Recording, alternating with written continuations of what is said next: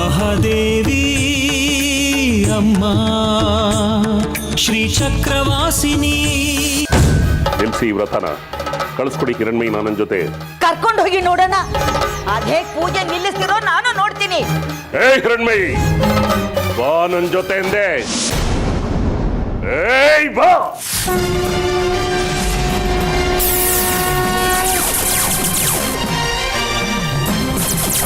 ಹಿರಣ್ಮಯಿ ಅವ್ರ ಅಪ್ಪಂಗೋಸ್ಕರ ಪೂಜೆ ಮಾಡ್ತಿದ್ದಾಳಂತೆ. ಏನು ಮಾಮೂಲಿ ತರ ಅವಳು ಪೂಜೆ ಕೆರ್ಸ್ಬೇಕಲ್ವಾ?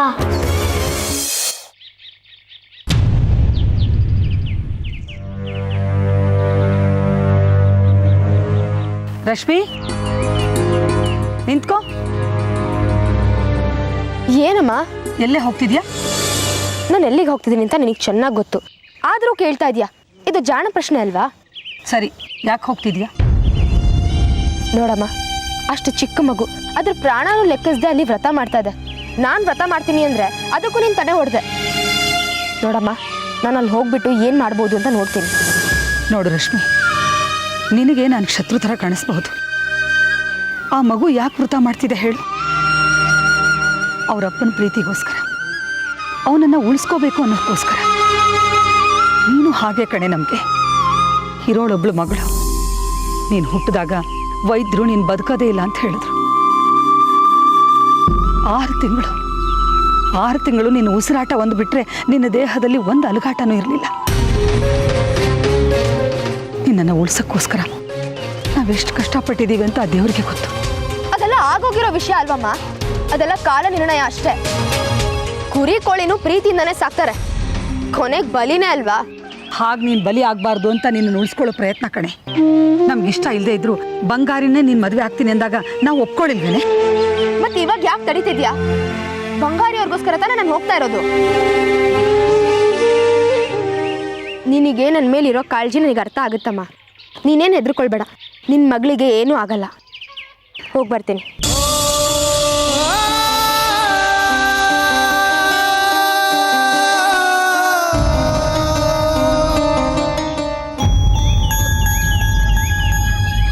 ನಮಸ್ಕಾರ ಅಜ್ಜಿ.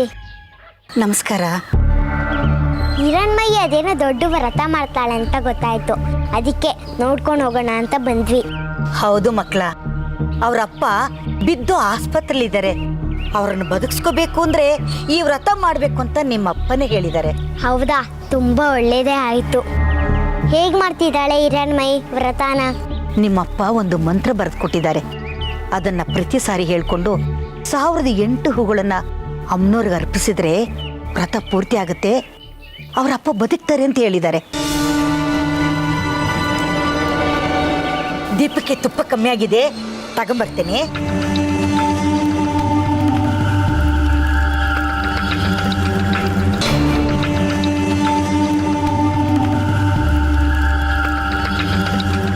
ಇಲ್ಲೋ ಪ್ರಕಾಶ, ಇಲ್ಲಿದೆ ಗುಟ್ಟು. 1008 ಹೂಗಳನ್ನ ಹಿರಣ್ಮಯಿ ಅಮ್ಮನವ್ರಿಗೆ ಅರ್ಪಿಸ್ಬೇಕಂತೆ ಅಲ್ವಾ?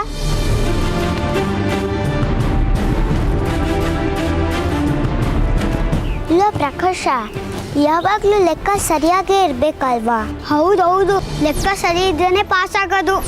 ಹೇಗಾದರೂ ಮಾಡಿ ಲೆಕ್ಕ ತಪ್ಪಿಸ್ಬಿಟ್ರೆ, ಅಂದರೆ 1008 ಹೂಗಳಲ್ಲಿ ಒಂದಿಷ್ಟು ಕಡಿಮೆ ಆದರೆ ಅಮ್ಮನವ್ರು ಬೇಜಾರು ಮಾಡ್ಕೊಳಲ್ವಾ? ಆಗ ವ್ರತ ಭಂಗ ಆಗುತ್ತೆ, ಪೂಜೆ ಪೂರ್ಣ ಆಗಲ್ಲ. ಆಗ ಅವರಪ್ಪನೂ ಬದುಕಲ್ಲ.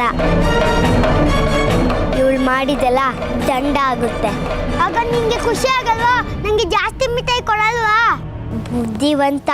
ಇದೆಲ್ಲ ಆಗಬೇಕು ಅಂದರೆ ನೀನು ನನ್ನ ಹೇಳ್ದಂಗೆ ಕೇಳಬೇಕು. ಏನು ಮಾಡಬೇಕು?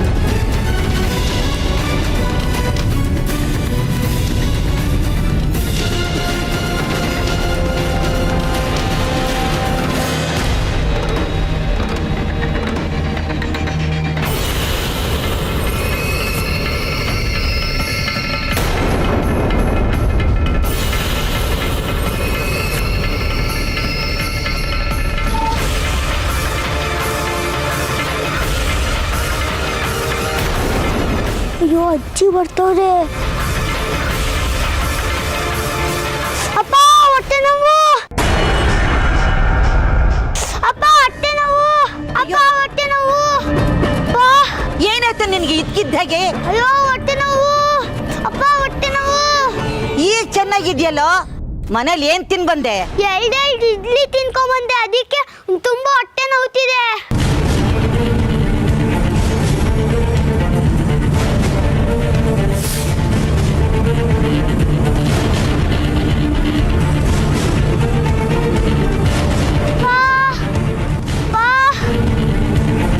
ಹೊಟ್ಟೆ ನೋವು ಬಾ, ಆಗ್ತೀರಾ ನನ್ನ ಕೈಯಲ್ಲಿ ಬಾ. ಅವ್ಳು ಪೂಜೆ ಕೂತಿರ್ ಹೊತ್ತಿನಲ್ಲೇ ಹೊಟ್ಟೆ ನೋವು ಬಂತೇನೋ ನಿನ್ಗೆ?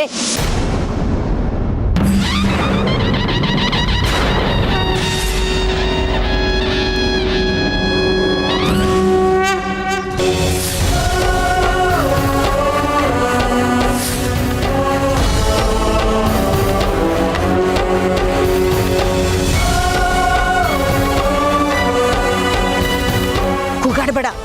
ಒಂದು ಲೋಟ ನೀರಿಗೆ ನಿಂಬೆಹಣ್ಣು ಉಪ್ಪು ಜೀರಿಗೆ ಹಾಕಿ ತಂದು ಕೊಡ್ತೀನಿ, ಕುಡಿವಿ ಅಂತೆ. ಹೊಟ್ಟೆ ತಣ್ಣಗಾಗುತ್ತೆ, ತೆಪ್ಪಗಿರು.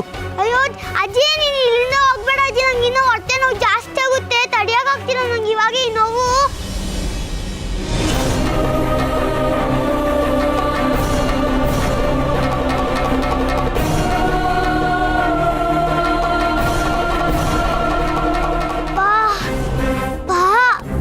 ಅಪ್ಪ ಹೊಟ್ಟೆ ನೋವು. ಅಯ್ಯೋ ಹಾಳಾದ ಹುಡುಗರು, ಹೊಟ್ಟೆಗೆ ಹಾಳು ಮುಳ್ಳು ತಿನ್ಬಿಡ್ತವೆ. ಅದಕ್ಕೆ ಕೂತ್ರು ಒಂದ್ ರೋಗ, ನಿಂತ್ರು ಒಂದ್ ರೋಗ. ಅಪ್ಪ ಹೊಟ್ಟೆ ನೋವು. ಲೋ, ಅವಳೆಲ್ಲೋದ್ಲೋ? ನಿನ್ ಜೊತೆ ಬಂದಿದ್ಲಲ್ಲ, ಅವಳಿಗೇನಾದ್ರೂ ನೋವು ಬಂತೇನೋ? ಅಜ್ಜಿ ನನ್ಗೆ ಹೊಟ್ಟೆ ನೋವು ಬಂತಲ್ಲ, ಅವಳು ಭಯ ಪಡ್ಕೊಂಡು ಓಡೋಗ್ಬಿಟ್ಲು.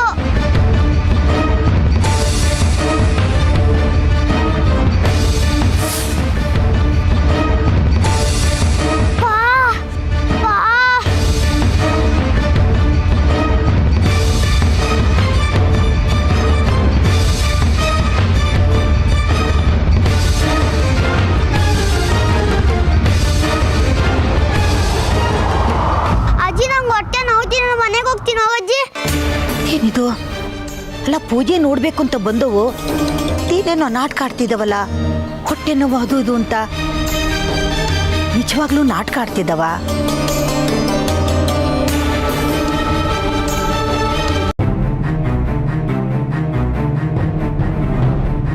ಏನೇ ಸೌಗಂಧಿ, ನೀನು ಹೋಗಿದ್ ಕೆಲಸ ಆಯ್ತಾ?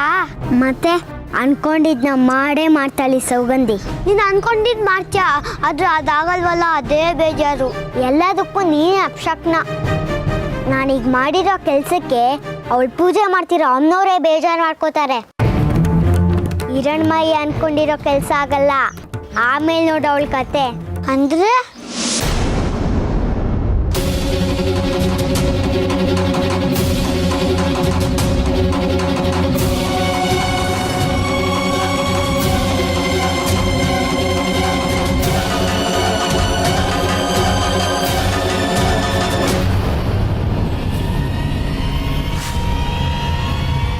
ಮೇಡಮ್, ಮೇಡಮ್,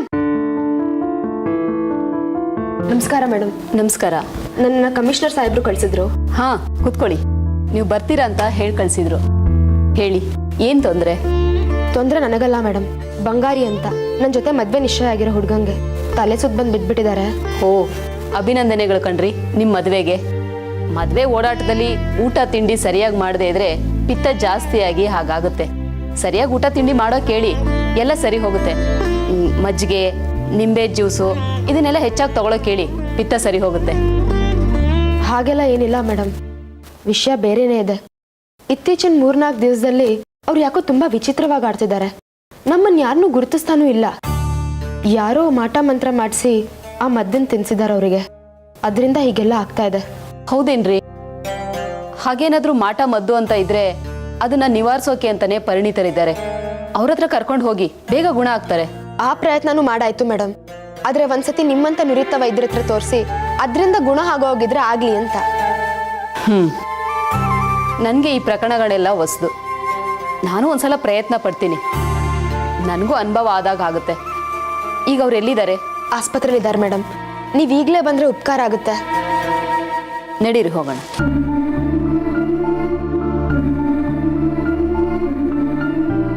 ಯಾವುದೇ ಪೂಜೆ ಮಾಡಬೇಕಾದ್ರೂ ಎಲ್ಲ ಸರಿಯಾಗಿ ಮಾಡಬೇಕು.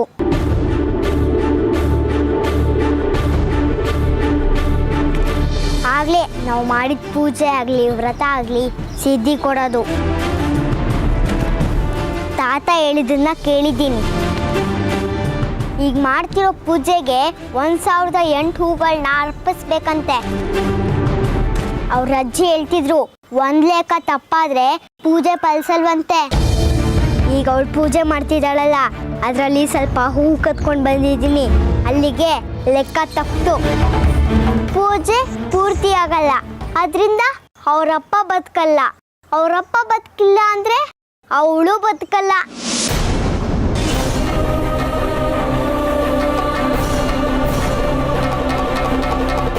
ಅವಳು ವಿಷ ಕುಡಿತಾಳೆ, ಅಲ್ಲಿಗೆ ನಾವು ಅನ್ಕೊಂಡಿದ್ದ ಕೆಲಸ ಮುಗೀತು.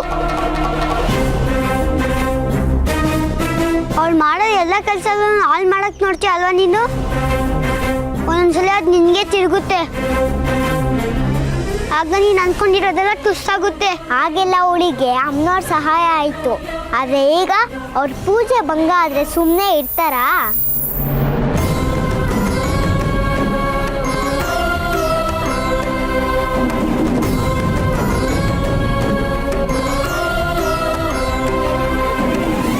ಈ ಸಲ ನಾನೇ ಗೆಲ್ಲೋದು. ನಮ್ಮ ಕೆಲಸ ಆಯ್ತಲ್ಲ, ಬಾ ನಾವು ಹೋಗೋಣ.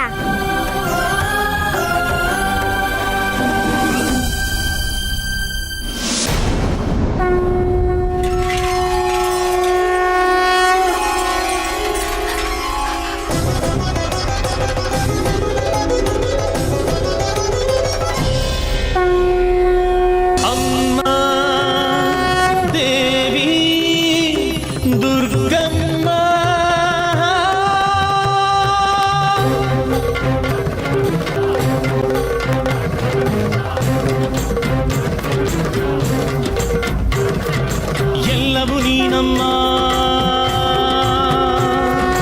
ಎಲ್ಲವೂ ನೀನಮ್ಮ. ಆದಿಶಕ್ತಿ ಶ್ರೀನವಶಕ್ತಿ ಎಲ್ಲವೂ ನೀನಮ್ಮ.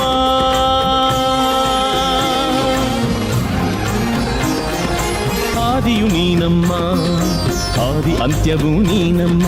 ಭೂಮಿ ಬಾನು ವಾಯು ಅಗ್ನಿ ಜಲವೂ ನೀನಮ್ಮ.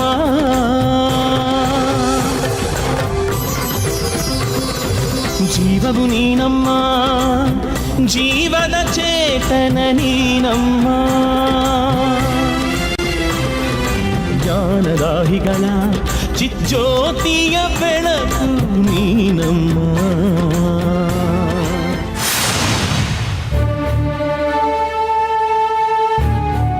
ಇವರೇ ಮೇಡಮ್ ಬಂಗಾರಿ ಅಂತ.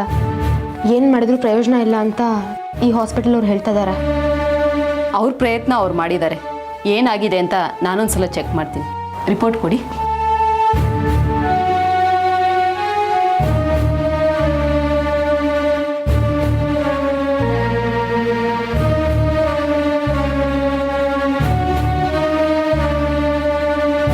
ಹೃದಯಕ್ಕೇನು ಅಪಾಯ ಆಗಿಲ್ಲ ಅಲ್ವಾ? ಇಲ್ಲ ಮೇಡಮ್, ಹೊಟ್ಟೆಲೇನೋ ತೊಂದರೆ ಇದೆ ಅಂತ ದೊಡ್ಡ ವೈದ್ಯರು ಹೇಳ್ತಾ ಇದ್ರು. ಹೊಟ್ಟೆಲಿದ್ದನ್ನ ತೆಗೆದು ಪರೀಕ್ಷೆ ಕಳಿಸಿದ್ರು, ಅದರಲ್ಲೂ ಏನು ಗೊತ್ತಾಗ್ತಿಲ್ಲ ಅಂತ ಹೇಳ್ತಿದ್ರು.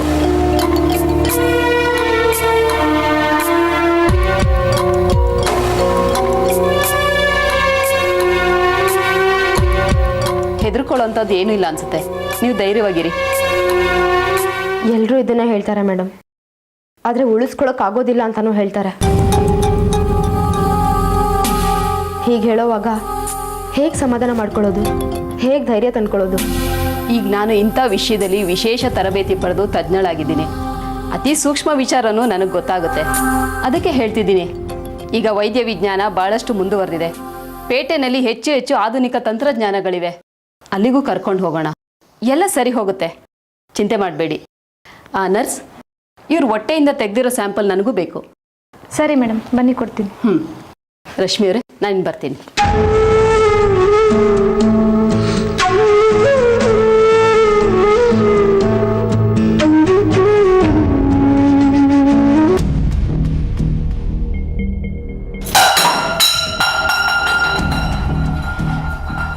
ಛೇ, ಇನ್ನೇನ್ ತಾಳಿ ಕಟ್ಟೋ ಸಮಯದಲ್ಲಿ ಎಲ್ಲ ಮಣ್ಪಾಲಾಗೋಯ್ತು.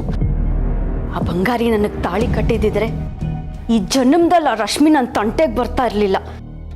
ನಾನು ಬಂಗಾರಿ ಪೇಟೆಗೆ ಹೋಗಿ ಸುಖವಾಗಿರ್ಬೋದಾಗಿತ್ತು. ಆದರೂ ನಾನೇ ಗೆದ್ದಿದ್ದು. ನನಗೆ ಸಿಗದೆ ಇರೋದು ಇನ್ಯಾರಿಗೂ ಸಿಗಬಾರ್ದು. ಇಷ್ಟೊತ್ತಿಗೆ ಆ ಬಂಗಾರಿ ಸತ್ತಿರ್ತಾನೆ. ನೋಡೋಣ ಇವಾಗ ಅದೇನು ಮಾಡ್ತಾರೋ ಅಂತ. ನಾನಿನ್ಯಾವತ್ತೂ ಆ ಕಡೆ ತಲೆ ಹಾಕಲ್ಲ. ನನ್ನ ಬಂಗಾರಿನೇ ನಾನು ಕಳ್ಕೊಂಡ್ಮೇಲೆ ನಾನು ಅಲ್ಲಿದ್ದೇನು ಮಾಡೋದು? ಹೂ ಮಾರೋದೇನು, ಎಲ್ಲಿ ಬೇಕಾದರೂ ಮಾರ್ಬೋದು.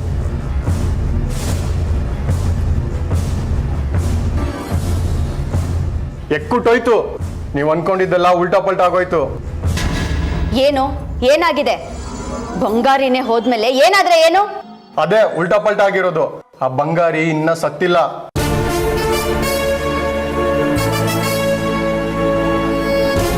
ಏನೋ ಹಾಗಂದ್ರೆ ಕೊನೆವರೆಗೂ ನಾನು ಹೇಳಿದ್ದೆಲ್ಲ ನಡೀತಲ್ಲ. ಆ ಮಾಂತ್ರಿಕ ಕೊಟ್ಟಿದ್ ಮದ್ದು ಸರಿಯಾಗಿ ಕೆಲಸ ಮಾಡ್ತು. ಆದ್ರೆ ಪೂರ್ತಿ ಸತ್ತಿಲ್ಲ ಅಂತೆ ಬಂಗಾರಿ. ಉಸಿರಾಡ್ತಿದ್ದ ಅಂತ ಅವರೆಲ್ಲ ಸೇರ್ಕೊಂಡು ಆಸ್ಪತ್ರೆಗೆ ಸೇರಿಸಿದ್ದಾರೆ. ಅದು ಯಾರೋ ದೊಡ್ಡ ವೈದ್ಯರೇ ನೋಡ್ತಿದ್ದಾರೆ ಅಂತ ಅವನ್ನ. ಏನೂ ಆಗಲ್ಲ ಕಣೋ, ಬಂಗಾರಿ ಸಾಯೋದು ಖಚಿತ. ಇದು ಯಾವ ವೈದ್ಯಕ್ಕೂ ಬಗ್ಗುವಂಥದ್ದಲ್ಲ. ಬಂಗಾರಿ ಸತ್ತೇ ಸಾಯ್ತಾನೆ. ಅದಕ್ಕೆ ಅವನನ್ನು ಉಳಿಸ್ಕೊಳ್ಳೋದಕ್ಕೆ ಇನ್ನೊಂದ್ ಕಡೆ ಪ್ರಯತ್ನ ನಡೀತಾ ಇದೆ. ಪ್ರಯತ್ನನಾ? ಏನು ಏನ್ ನಡೀತಾ ಇದೆ? ಆ ಬಂಗಾರಿ ಮಗಳು ಅದೇನೋ ಪೂಜೆ ಮಾಡ್ತಿದ್ದಾಳಂತೆ ಅವ್ರ ಅಪ್ಪನ ಉಳಿಸ್ಕೊಳ್ಳೋದಕ್ಕೆ. ಆ ಪೂಜೆ ಮಾಡಿದ್ರೆ ಹೋಗಿರೋ ಜೀವ ಕೂಡ ಮತ್ತೆ ಬರುತ್ತಂತೆ. ಮೊದ್ಲಿಂದಲೂ ನನ್ನ ದಾರಿಗೆ ಮುಳ್ಳಾಗಿರೋದೇ ಆ ಮರಿ ಪಿಶಾಚಿ. ಅವಳಲ್ಲೇನೋ ಶಕ್ತಿ ಇದೆ. ನಾನು ಬಂಗಾರಿನ ಮದುವೆ ಆಗದೆ ಇರೋದಕ್ಕೆ ಅವಳೇ ಕಾರಣ. ಮೊದಲು ಬೇರನ್ ಕಡಿಬೇಕು, ಆಗ್ಲೇ ಮರ ಬೆಳೆಯಲ್ಲ. ಅಂದ್ರೆ ಆ ಹಿರಣ್ಮೈನ ಮೊದಲು ಮುಗಿಸ್ತೀನಿ, ಆಗ ಎಲ್ಲ ಕಥೆನೂ ಮುಗಿಯುತ್ತೆ. ನಾವ್ ಏನೇ ಮಾಡಿದ್ರು ಅದಕ್ಕೆ ತಿರುಮಂತ್ರ ಹಾಕ್ತಿದ್ದಾಳ ಕುನ್ನಿ. ಮೊದಲು ಆ ಮರಿ ಪಿಶಾಚಿನ್ ಮುಗಿಸ್ತೀನಿ.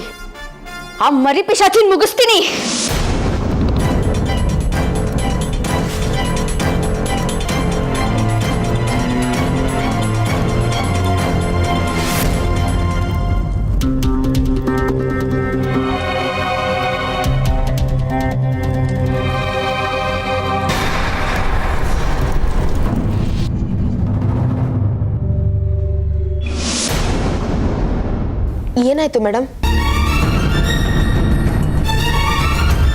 ಈ ಮೊದಲು ಈ ಮತ್ತೆಗ್ಸೋದಕ್ಕೆ ಬೇರೆ ರೀತಿ ಏನಾದರೂ ಪ್ರಯತ್ನ ಮಾಡಿದ್ರಾ ಆಸ್ಪತ್ರೆ ಬಿಟ್ಟು? ಹೌದು ಮೇಡಮ್, ಆ ಮಹಾತಾಯಿ ಪೂಜೆ ಮಾಡ್ತಿದ್ದಾಳೆ, ಅವ್ರ ಮಗಳು ಹಿರಣ್ಮೈ. ಸರಿಯಾದ ಪ್ರಯತ್ನನೇ ಮಾಡ್ತಿದ್ರು. ದೊಡ್ಡ ವೈದ್ಯರು ಹೇಳ್ದಾಗೆ ಇದು ವೈದ್ಯರಿಂದ ಸರಿ ಹೋಗೋದಲ್ಲ. ಆ ಮಹಾತಾಯಿನೇ ಏನಾದರೂ ದಾರಿ ತೋರಿಸ್ಬೇಕು. ಹಾಗೆಲ್ಲ ಹೇಳ್ಬೇಡಿ ಮೇಡಮ್. ಪೇಟೆಗೆ ಹೋದ್ರೆ ದೊಡ್ಡ ದೊಡ್ಡ ಆಸ್ಪತ್ರೆಗಳಿದೆ, ತಂತ್ರಜ್ಞಾನ ತುಂಬಾ ಮುಂದುವರೆದಿದೆ ಅಂತ ನೀವೇ ಹೇಳಿದ್ರಿ. ಬೇಕಿದ್ರೆ ಬಂಗಾರಿ ಅವ್ರನ್ನ ಪೇಟೆಗೆ ಕರ್ಕೊಂಡು ಹೋಗೋಣ. ಯೋಚನೆ ಮಾಡಿ ಹೇಳಿ ಮೇಡಮ್. ಹಾಗೆಲ್ಲ ಸುಮ್ಮನೆ ಆಶ್ವಾಸನೆ ಕೊಡೋದಿಲ್ಲ ರಶ್ಮಿ ಅವರೇ. ಸುಳ್ಳು ಹೇಳಿ ನಿಮ್ಮ ಹತ್ರ ಹಣ ಖರ್ಚು ಮಾಡಿಸೋಕ್ಕೂ ನನಗಿಷ್ಟ ಇಲ್ಲ. ದೈವ ಪ್ರಯತ್ನ ನಡೀತಾ ಇದೆಯಲ್ಲ, ಕಾಯೋಣ. ಅಲ್ಲಿ ಏನು ನಡೀತಿದೆ ಅನ್ನೋದನ್ನ ನನ್ಗೆ ಹೇಳಿ. ಹಾಗಾದ್ರೆ ಯಾವುದು ಪರಿಹಾರದ ದಾರಿ ಇಲ್ವಾ ಮೇಡಮ್ ನಿಮ್ಮ ಕಡೆಯಿಂದ? ಮೊದಲು ಆ ದೇವಿ ಕೃಪೆಗಾಗಿ ಕಾಯೋಣ.